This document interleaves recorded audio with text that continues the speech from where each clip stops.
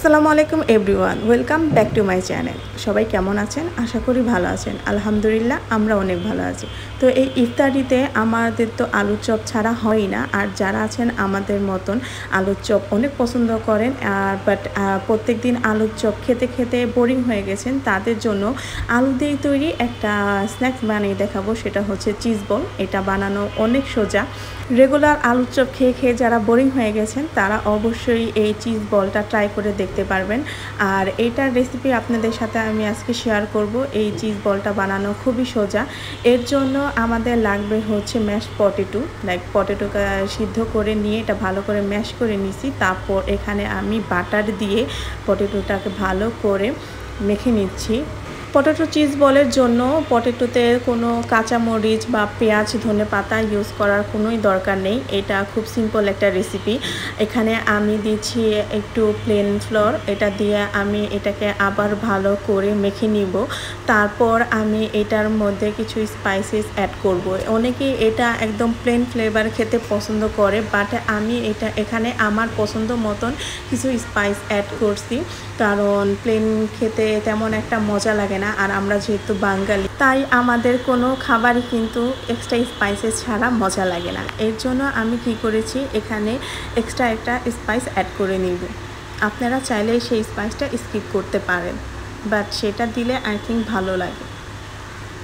আর এখানে আমি দিব হচ্ছে গোলমরিচ গুঁড়া, আর এখানে আছে লবণ। আর এই এক্সট্রা স্পাইসটা হচ্ছে ম্যাজিক মশলা। বাংলাদেশে যারা থাকেন তারা অবশ্যই চিনেন। একটা প্যাকেজের মধ্যে আসে, ছোট একটা প্যাকেজের মধ্যে সেটা লেখাই থাকে ম্যাগির ম্যাজিক মশলা। সো এটা যে কোনো খাবারেই আপনারা ইউজ করে দেখতে পারেন, খাবারের টেস্টটা বহুগুণে বেড়ে যায়। তো এর জন্য আমি এখানে এই ম্যাজিক মশলাটা এক্সট্রা অ্যাড করেছি, বাট অন্যান্য রেসিপিতে এই ম্যাজিক মশলাটা ইউজ করে না। বাট এটা ইউজ করার পরে কিন্তু আমার চিজ বলটা আরও বেশি ফ্লেভারি অ্যান্ড বেশি মজা হয়ে গিয়েছে। আপনারা যারা ঝাল পছন্দ করেন সেখানে কিন্তু গোলমরিচের বদলে আপনারা এখানে চিলি ফ্লেক্স ইউজ করতে পারেন, বাট আমি তেমন একটা ঝাল চাচ্ছি না। এর জন্য আমি জাস্ট ফ্লেভারের জন্য সাদা গোলমরিচটা ইউজ করেছি। আলুগুলো আমার ভালো করে মাখানো শেষ। আর এখন এই আলুগুলি দিয়ে আমি বল আকারে তৈরি করব। আর এর জন্য আমি অল্প একটু আলু নিয়ে এটার ভেতরে আমি স্টাফ হিসেবে দিব হচ্ছে চিজ। যেহেতু এটা চিজ বল, সেহেতু চিজটা অবশ্যই দরকার। আর আমি এখানে মজেরেলা চিজ ছিল, সেগুলো আমি কিউব করে কেটে নিয়েছি। আমি এখানে ছোট ছোট করে কিউব করে কেটে নিয়েছি। তারপর এটার ভেতরে আমি ফিলিং করছি। আর আপনারা যদি বড় আকারে নেন তাহলে কি হবে, ভাজতে গেলে সেই চিজটা বেশি মেল্ট হয়ে ফেটে বের হয়ে যাবে। এর জন্য ছোট ছোট করে চিজ নিলেই বেটার হয়। এখন আমি সেটাকে রাউন্ড বল করে প্রথমে আমি এখানে প্লেন ফ্লোর নিয়েছি, আটা বা ময়দা যে কোনো একটা কিছু নিতে পারেন। সেখানে আমি ফার্স্ট কোট দিয়ে তারপর একটা ডিমকে ভালো করে ফেটে নিয়েছি, এখানে দিচ্ছি। তারপর আমি এটা দিব হচ্ছে ব্রেড ক্রামে। আর এই ব্রেড ক্রামটা আমার বাসায় বানানো। ব্রেড ক্রাম আমার বাজার থেকে কেনাটা ছিল না, এই জন্য আম্মু এটা ঝটপট করে বাসায় মেক করে দিয়েছে। এটা হচ্ছে পাউরুটিটাকে একটু ফ্রাই প্যানে ভেজে একটু শক্ত করে তারপর ব্লেন্ডারে গুঁড়ি করলেই কিন্তু ব্রেড ক্রাম হয়ে গেল। অনেকে চাইলে এটার মধ্যে ফুড কালার ইউজ করতে পারেন।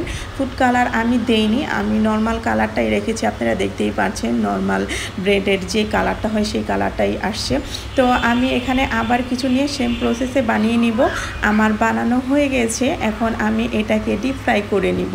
আপনারা চাইলে কিন্তু এটাকে সেকেন্ড কোট দিতে পারেন, বাট আমি উপরে যে আবরণটা সেটা বেশি একটা মোটা চাচ্ছি না। এর জন্য আমি এক কোট করেই এটা এখন আমি ভেজে নিব।